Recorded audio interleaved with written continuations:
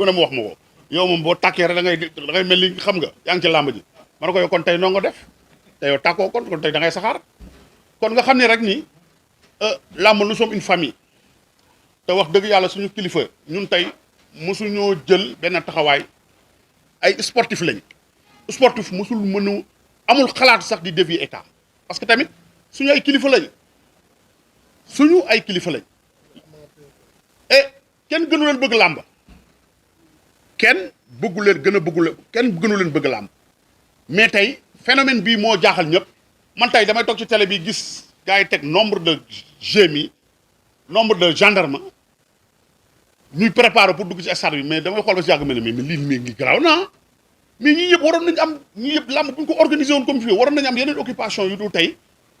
lépp pour sécuriser la làmb lépp pour sécuriser làmb damay xool ne effectif bi dafa bari kon nga xam ne tey war nañ gën a defaraat suñu toogaay ci côté yu bari lu baree li baree parce que tey suñu gouverneur bi c'est le gouvernement en toute sincérité tey dañu soxla am jaxasoo ak moom parce que am na loo xam ne mën na ko te dañ ko ciy xaar mais am na loo xam ne il faut que mu am benn cohésion envers les lutteurs mooy tey dafa am loo xam ne tey def ay déplacement dem envers les écuries parce que am loo xam ne suñu rôle la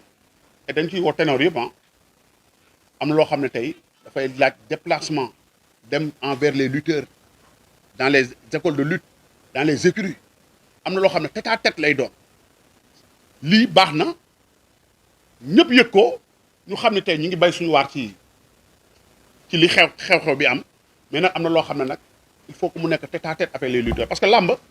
mën naa la waatal ci yàlla ni ñun yàgg nañu bëre dañ doon jël à midi 1h suñuy supporters yëpp ñu ngi stade man combat yi may bëre yëpp presque te ngay teg say kaar midi gars yi añ nañ 1h ñu ngi stade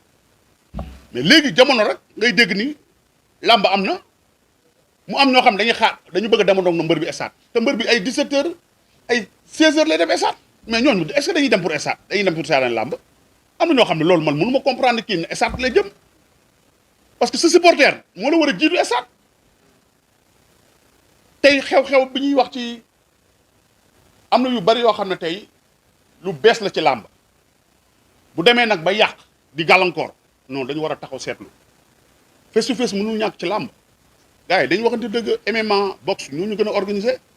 mais ñun dañuy def seen ay face to face yoo xam ne public du ñëw un lutteur boo xam ne tey dafa am combat pendant des une semaine parfois tu vois ay face to face yoo xam ne dañu waxante dëgg rek suñu ay bailleur lañ ñoo ñuy fay dañ leen war a encourager jàppale leen mais il faut comme fédération lañ nekk il faut ñu changer méthode am yu ñu ci changer parce que nag nañu waxante dëgg un grand combat boo xam ne presque day am ay 4 wala 5 face to face jàmbaar dañu waxante dëgg le lutteur dafay soxla fraîcheur physique à une semaine du combat nga ñëw toog ci benn plateau pendant 6 heures de temps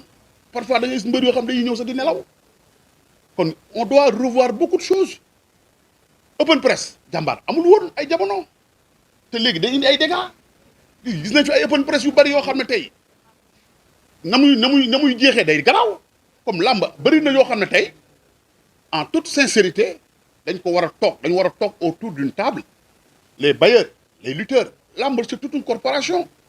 toog xool lan moo ci problème bi ak yi koy indi parce que parfois da ngay gis un lutteur buy ñëw ci làmb day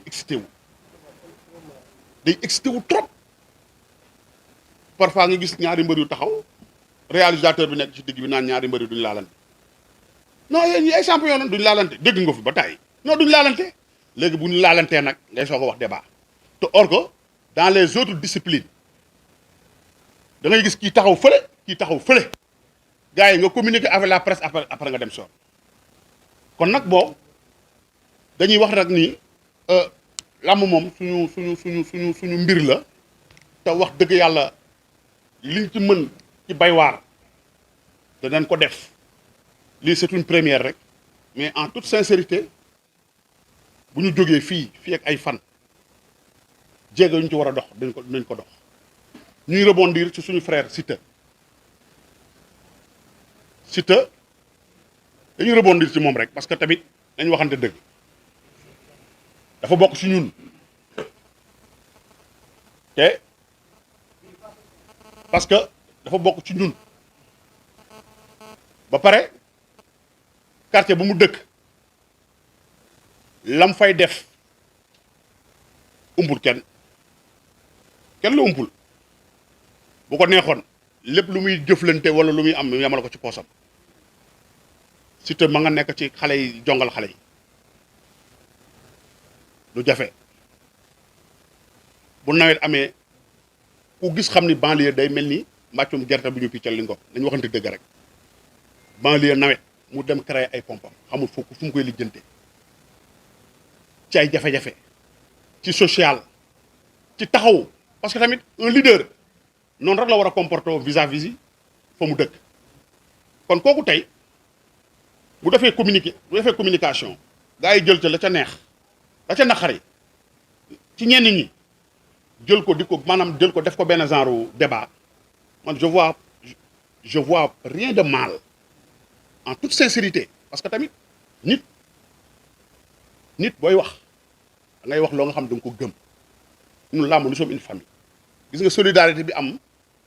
ci étudiants yi am ko ci yeneen secteurs yi jàmbaar ñu solidarité boobu la ñu war a am ñun envers les lutteurs ñun dañ ko war a am te dafa manqué gis nga làmb solidarité bi war a am suñu biir dëgg barke Cheikhou Tidiane bu amee billaahi wallaahi làmb kenn du toog naan ay jël ko comme butéelu Evian boo xam ne bu la neexee nga bëgg ko tëj bu la neexee nga bëgg ko ubbi parce que dina la benn affaire bëri na fi ay xew-xew yuy am ci événement yu bari yoo xam ne fii jàmbaar fii problème bu ne day am ci yenn discipline sportive yi dañu waxante dëgg nawetaan politique mais làmb rek ngay dégg nag am na coow rek man première fois bañ ko tëjee man maa njëkk a taxaw na tëjuñu ko ci xam-xam te amoon na ay combats yu nekk en vue yoo xam ne tey parce que ni ñu war a cohésion bi war a am suñu biir ak jàppante bi ak dëggu gi benn mbër bu ko nit waxee naka su dul noonu nga sentir mën nga wax mais ku ci nekk da ngay ràccal sa bopp ku ci nekk da ngay bëgg ràccal sa bopp yaa gën a intelligent yaa gën a baax yaa gën a or que loolu ay détails la on doit être bloc comme ça mel nii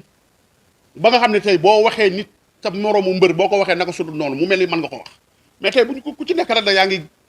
ngi dem ak sa xelu bopp te or que si loolu c'est pas bien am na ñoo xam ne bu ñu ko taxawee rek mën naa la waatal ci yàlla ni dinañu xoolee yeneen bët encore une fois li duuf ci nag bi yëpp xajoonawul ci cin bi benn la xam nga temps bi dafa xat trop te wax dëgg yàlla ñu ngi leen di jaajëfal ci lu bari xam nga ñun ak yéen ñoo far